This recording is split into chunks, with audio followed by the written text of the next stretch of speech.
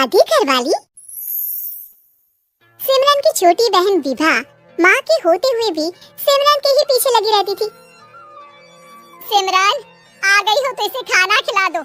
बोल रही है तुम जब तक नहीं खाओगी ये भी नहीं खाएगी। क्या है विभा, तुम खा लिया करो ना, मुझे ऑफिस से आने में देर हो जाती है। और कोई छोटी बच्ची तो हो नहीं तुम जो खाना भी नहीं खाती हो कि दीदी आएगी तो ही खाऊंगी। हाँ हाँ, छोटी बच्ची ही समझ लो।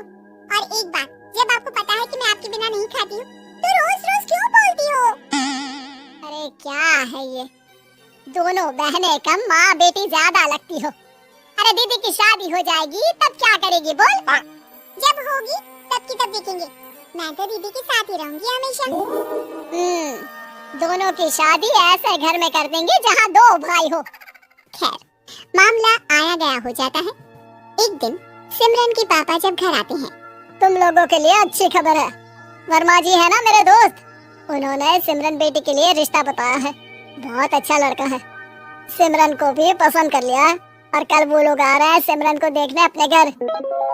सिद्धांत अपने माता पिता के साथ सिमरन को देखने आता है। उसे सिमरन अच्छी लगती है और शादी तय हो जाती है। सिद्धांत की माँ कहती है, अब तो हम लोग ले जाएंगे जल्द ही अपनी सिमरन को यहाँ से।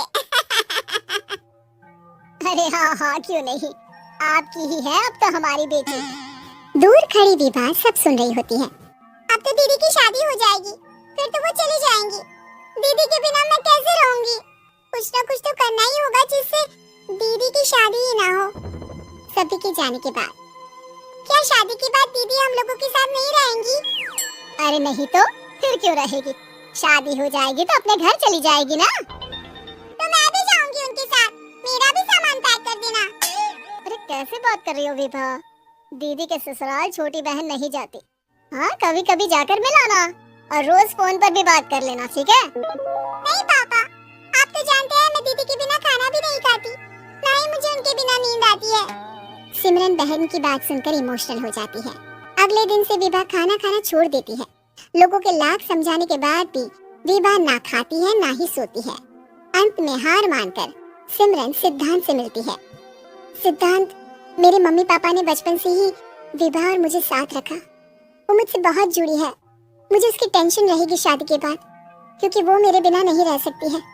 अरे ये तो छोटी सी बात है, वो हम लोगों के साथ हमारे घर में रह सकती है। जब उसकी अकल आ जाएगी या वो समझ जाएगी कि तुम्हारा घर वो नहीं बल्कि ये है, तो हम उसे घर छोड़ाएंगे, ठीक है? सिमरन खुश हो जाती है क्योंकि वो यही चाहती थी। वो माँ पिता से बात कर लेती है। अरे कैसी बात कर रही हो सिमरन, भला बेटी के ससुराल में हम छोटी बहन को कैसे भेज दे? जमाना क्या कहेगा? अरे तो पागल हो गया है, मना कर दे। इस शादी में इन लोगों का तो ये चलता ही रहेगा, कभी बहन यहाँ आ रही है कभी वो बहन के पास जा रही है। अरे शादी हो रही है, कोई मजाक थोड़ी ना हो रहा है ना बाबा ना। माँ कैसी बात कर रही हो? सिमरन से मैं जुड़ाव महसूस कर रहा हूँ और इतनी सी बात के लिए इतनी अच्छी लड़की को कैसे छोड़ सकता हूँ? सिद्धांत की भी जिद होती है कि वो सिर्फ सिमरन से ही शादी करेगा और होता भी वैसा ही है। सिद्धांत और सिमरन की शादी हो जाती है और दहेज में आ जाती है विभा। शादी के बाद बुआ सास कहती है, अरे माँ ना साली आधी घर वाली होती है, लेकिन यार क्या तुम तो उसे घर ही ले आए। तभी चाची कहती है, सिद्धांत को तो हम लोगों ने सीधा समझा था, लेकिन सबसे तेज तो यही निकला। अरे देखो कैसे दहेज तो नहीं लिया लेकिन साली पर कब्जा कर लिया। सिद्धांत ने इस और तो सोचा ही नहीं था, लोग उन लोगों के बारे में ऐसी भी बात करेंगे। वो वहाँ से चला जाता है और चुपचाप अपने कमरे में लेट जाता है।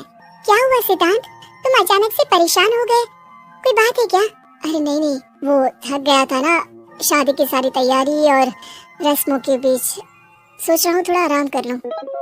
हाँ ठीक है, आप लेट जाइए, मैं विभा का बेड लगा देती हूँ जमीन पर। क्या वो यहाँ सोएगी? हाँ बताया तो था कि उसे नींद नहीं आती मेरे बिना, तो तुम आराम से लेटो ऊपर, हम लोग नीचे बिछा लेते हैं। अरे नहीं नहीं, तुम दोनों आराम से लेटो ऊपर, मैं माँ पापा के रूम में जा रहा हूँ। सिद्धांत वहाँ से दूसरे कमरे में चला जाता है जहाँ सिद्धांत के पिता उसे कहते हैं, क्या बात है बेटा, तू उस कमरे में क्यों नहीं सो रहा? बहू से लड़ाई हो गई है क्या शादी के पहले दिन ही? अब नहीं पापा, वो दोनों बहनों को बात करनी थी और मुझे नींद आ रही है तो मैं यहाँ सोने चला आया। अगले दिन सिद्धांत तैयार होकर ऑफिस जाता है। ऑफिस में लंच के वक्त दोस्त कहता है, क्या बात है सिद्धांत, इतना सारा खाना एक ही दिन में? हाँ यार, वो सिमरन को खाना बनाने का शौक है तो उसी ने बनाया है। यार हम लोगों की तो सिर्फ एक ही बीवी है, इसकी तो दो है ना। सिद्धांत को गुस्सा आ जाता है।